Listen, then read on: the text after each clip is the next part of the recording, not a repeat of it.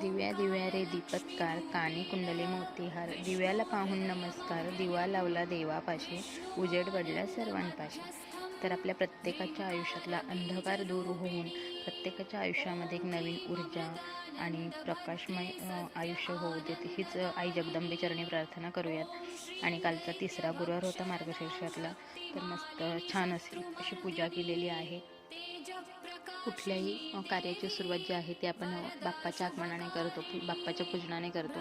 तर इथे सुद्धा मी सुपारी ठेवलेली आहे, कारण की काय होतं माहिती आहे का, बरेचसे देव खाली घ्यावे लागतात देव्हारातून, आणि मग हे बोलतात की अगं देव्हारा असा रिकामा दिसतोय.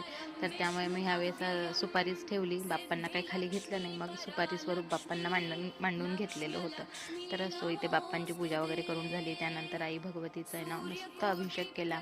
पाहिलंच मी, पाण्याने, दुधाने, हळदीच्या पाण्याने, कुंकवाच्या पाण्याने.